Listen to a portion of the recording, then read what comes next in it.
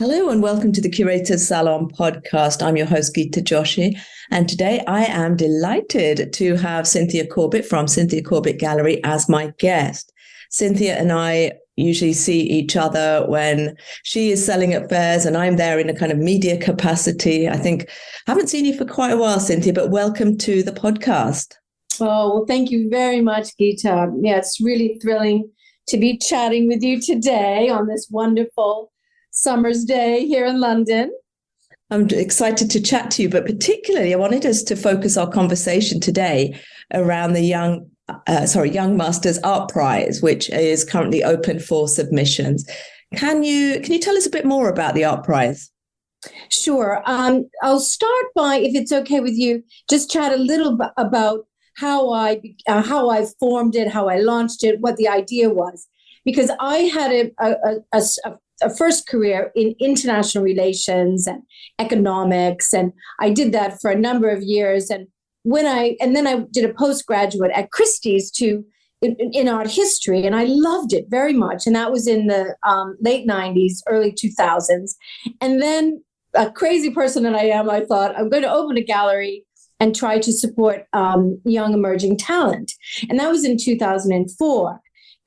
And it was really amazing. And I was doing curating and exhibitions, but I was missing a little bit of what I felt was part of the passion of why I wanted to have a gallery in the first place, which was the art historical links. So in 2009, I had this idea that I would try to launch a prize and an initiative celebrating and nurturing contemporary emerging artists from all over the world that in their own way were looking at art history. And that was how Young Masters was formed. And young meant alive and emerging, no upper age limit ever. And Masters was, so I did it like a little name to be kind of interesting. And Masters meant past. And that art historical past was whatever art historical past resonated with the artist. And that's how it began. That was in 2009. Amazing. And so here we are many, many years on. Tell me, is it an annual art prize or is it every second year?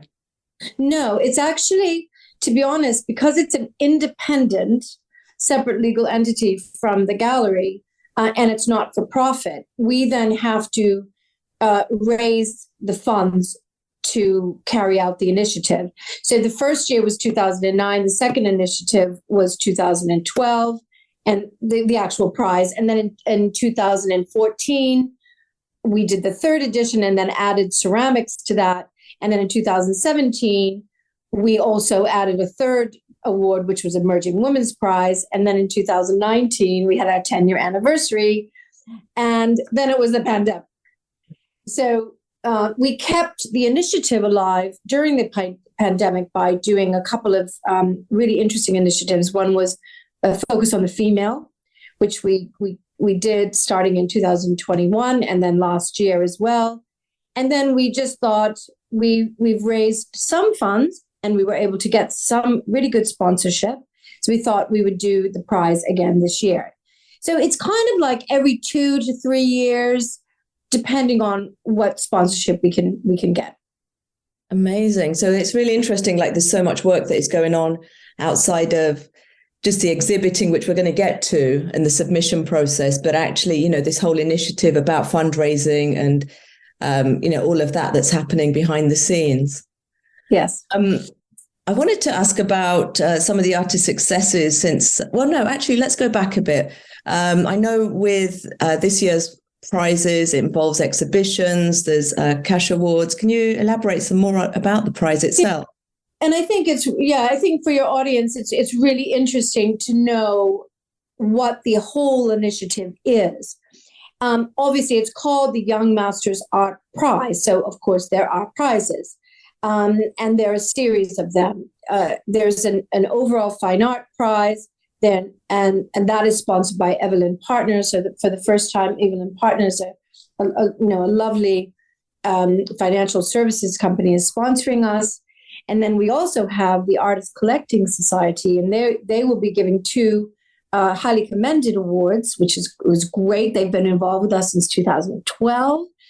And then we have the Ceramic Prize, which is sponsored by Melis and James Grand, who are lovely, passionate collectors of ceramics. And so there will be an overall prize for that, and then a second prize as well. And then we have an Emerging Women's Award sponsored for the third edition by Dr. Chris Blatchley. And there's a separate judging panel for all of those three awards. We also are very excited that this year we have, again, a People's Choice Award, which will be voted on probably by Instagram. And that's sponsored by Brownhill, our long-term insurance partner. And then we have Virginie Knight, who's a lovely collector and a curator. Dr. Virginie Knight is doing for the second edition a cross-cultural award. So it's to celebrate an artist who, from whatever culture they're from, is looking to other cultures in their work. And that is an acquisition and a financial prize. And then we have the Cockpit Arts Award, which is a mentorship prize, which is really exciting. And that's going to be driven by Annie Warburton of Cockpit Arts and her amazing team. So that will be 2 artists will be granted mentorship and advice, which is really fantastic. And that is in the field of craft. And then we have another acquisition award this year from a big collector in America, Brad Bloom, and he runs a foundation called the Rudolph Bloom Foundation, and they will be also doing an acquisition award.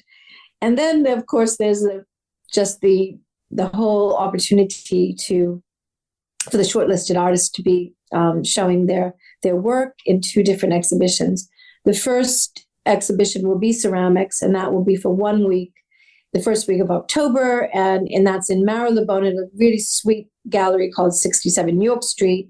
And the second week will be the Fine Art Award, and that will coincide with Frieze.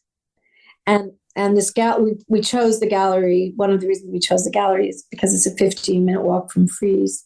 So you just never know the exposure that will happen during that time. But then we're not ending it there. We're going to, because we partner with the Kensington and Chelsea Arts Festival, is Vistelia Chilton, who runs that, is one of our judges of the Emerging Women's Prize. She's a curator based in the borough. And we have been given the opportunity to do another residency at the Hotel Exhibitionist in South Ken. And that will be 4 months. So the artists that are shortlisted and some of the alumni from the Young Masters Award and some invited guest artists will be part of a larger exhibition. And that will go from October this year until February next year. That's incredible. There's so many elements to it, way more than I thought. And I love that it's so international as well, as per, the submissions, because I know you get submissions from around the world, and that's what you're inviting once again. So your sponsors being everywhere as well. And of course, Frieze Week, we know London is so packed that week. So I love that, that the space near Marylebone is, like you say, just a really short walk from Frieze itself, because that week just gets super hectic. Yes, and a lot of times people will say, well, why are you doing it during that week? And I say precisely because it is so dynamic. One never knows who will walk in. It's just so important. And that is what has happened in the past. We had incredible collectors walking by where we were exhibiting, and they were introduced to fresh talent, to these incredible emerging artists, and then they acquired them. So it's just fantastic, and I think wonderful for any of the artists that are going to be involved. Beautiful. And I know you've had some known names as past prize winners as well. Didn't you? Had Flora Yuknovich, Matt Smith, whose work I love, haven't they? Yes. Well, it's been incredible. Since 2009, we've had prize years, and then we've had exhibition years. So when we don't do the prize year, because it takes so much effort with the judging panels and the raising all the money, we do a curatorial program. And that is where Flora Yuknovich, she was one of the invited artists when I did a show in 2017-18. And I loved her work. She was perfect for it. And then Matt Smith, he was the inaugural winner of the Young Masters Ceramic Prize. Well, obviously I was not one of the judges, but I think it was unanimous that he was selected. And after that was in 2014, and then in 2015-16, he became artist in resident at the V&A. And then after that, we started representing him internationally. And now he is in, he's in the V&A collection. They've made 3 acquisitions of his work. The National Museums of Scotland has bought his work. The National Museum of Norway has bought his work for their brand new refurbished large museum. He's in the Walker Art Museum. Has just had his first acquisition by an American museum called the Birmingham Museum of Art in Alabama. They have a very large ceramic collection. And he's in the Fitzwilliam. So it's been incredible. And Ghost of a Dream was our it's a married couple, Lauren and Adam. They were our very first winner of the Young Masters Prize in 2009, and they created a massive dream. It was called the Dream House, and it was a massive Victorian dining room, all built. Every single thing in the whole dining room was built out of used lottery cards, and we reconstructed that in the Truman Brewery. And it was massive. And we did get sponsorship for all of the crates and the installation. That was wonderful. And they won the prize. And then we've done a series of projects with them. We did a big project with them in Bologna, in a church. We did a number of things with them in Basel. And now they're in so many different museum collections. Their work is feted around the world. They just did a museum show at the Mass College Art Museum, a new museum that opened right before COVID, and they've just done a big commission for Amtrak in New York. They did the whole visitors lounge. So you just never know what's going to happen with just it can be like a little launch pad to just give an artist a wee bit of confidence to keep going, or it can be a springboard to all kinds of things. But the judges will decide. So that's what's really, I think, partly unique about our prize, is that each component has its own judging panel. There's a judging panel for the Fine Art Prize, which encompasses everything except ceramics. And then there's a judging panel for the ceramics. And there's a judging panel for the emerging women, and then the other prizes. So there's a lot to offer. There's a lot, yeah. And then are you showing at the British Art Fair as well this October? Yes, the British Art Fair opens. Actually, what's really funny, the de-install of the British Art Fair is the day before the install of the Young Masters Art Prize exhibition. But we will have several alumni from the Young Masters that are British and other nationality. We will be presenting at the British Art Fair, so it's really exciting. So this is what I love about this art prize as well. You enter, but then you create opportunities for alumni. So it's not just about a flash bang the year that they win or are shortlisted. There's sort of multiple ways of you continuing to work with the people that kind of make that list. Yes, and so for example, in December 2022, it was our 14th year exhibiting in Miami during Art Miami Basel, and we thought, why not try a small part of our stand and represent artists from the Africa diaspora. So we took Giggs Kagoli, who was the People's Choice winner for Young Masters in 2019. He's a very young artist from South Africa. We took his works. We took Eve DeHaan, who is British Mauritian, and her work is very much text and neon based. And she was one of the winners of the Focus on the Female Young Masters in 2021. And we also took Freya Bramble Carter, who we now represent, and Freya is British Guyanese. And what was really fantastic, it was just a small curatorial project of our overall curation, and every single one of the artists sold something. And that was just, it was just so fantastic, for them. And then in Chicago, at Expo Chicago, which is very serious, I would say it's a very academic, serious art fair, and that happens in April each year. We did our second edition of that this year, and our first edition last year, and Matt Smith did very well, and he had never exhibited there, and that's where he received his first acquisition from an American museum. So you just never know what's going to happen. I love it. Oh my God, it's so exciting. Let's get to the juicy bit. If our listeners, how can they submit? What images do you want? How many can they submit? What are the deadlines? Well, the good news is what happened was our original deadline was in June, but because of, I think, our marketing, we were getting a lot of interest from overseas, and that's really what we want. Well, we want everyone to have access.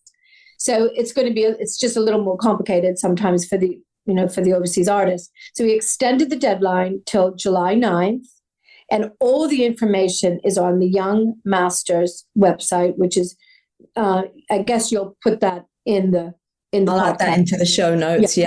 And there's an apply button.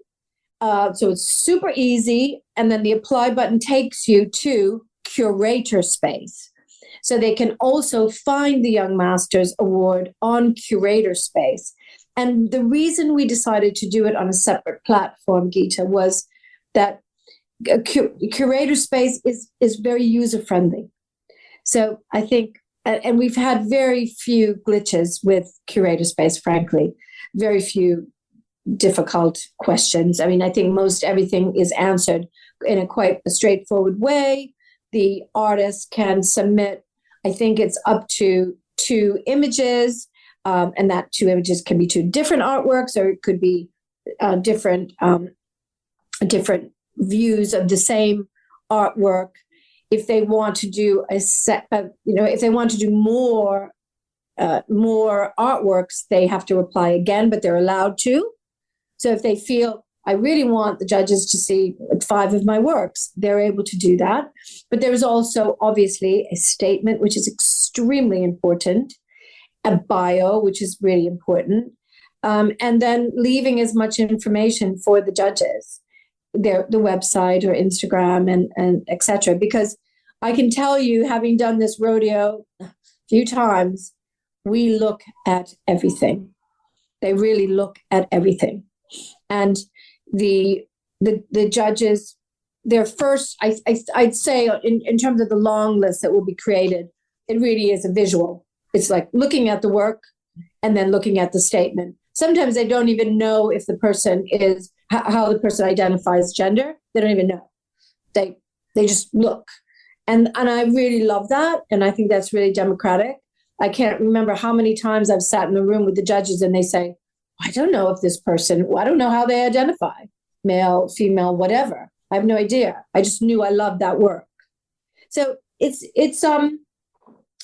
quite democratic in that sense. And then the shortlist will be announced in September, but the artists will be informed before that so that they can get their artwork to London. We do not insist on artwork sent unless the artist is going to be exhibited. Right. Because I think it's such a big expense. Like the Royal Academy can do it because they've been going for hundreds of years, and but I think it's really hard, to do that. So we we only ask the artwork to get here once they're shortlisted and they know they're going to be exhibited. Okay, so we're really judging with the images online. So we just want to make sure everybody's sending really strong images, good lighting, all the good stuff. Yes. And I think it's helpful that you said there that they can submit multiple pieces, but it just requires them to just create a submission, I guess. That's what that would be through exactly. Masters. And you've got an esteemed panel, as you said, jurying with you across different disciplines. You're, really sort of showing your connectivity to, the art world and beyond, really, in these sorts of panels that you put together for the different elements of the prizes. Is there anything else that you think our listeners need to know before they head over to your website to go and... Yeah, I think so. I think I would like to stress there is no upper age limit, and there never was, because a lot of people get confused about young. And I looked at the young masters as a way of kind of making a play on the old masters, and young is alive and breathing. And I'll never forget, in 2014, I identified an artist, Red Saunders, who I saw his work and I thought he was just perfect.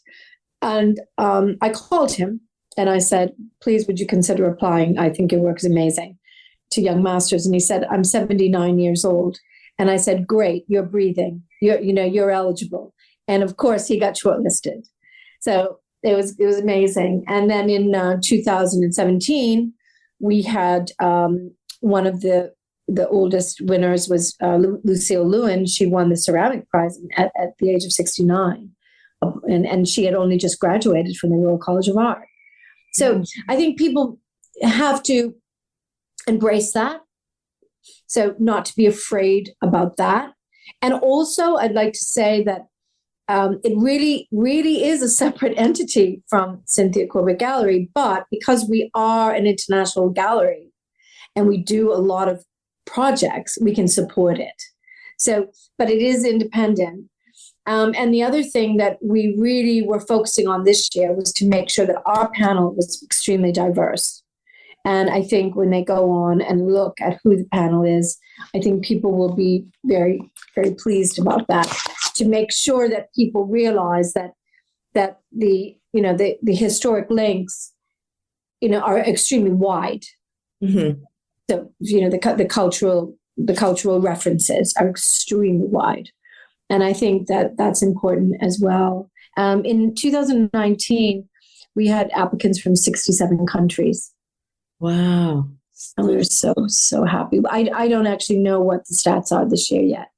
I won't know until we close. So exciting. So if you're listening to this, then you're obviously breathing. So that means you're eligible to apply. So that's that bit ticked.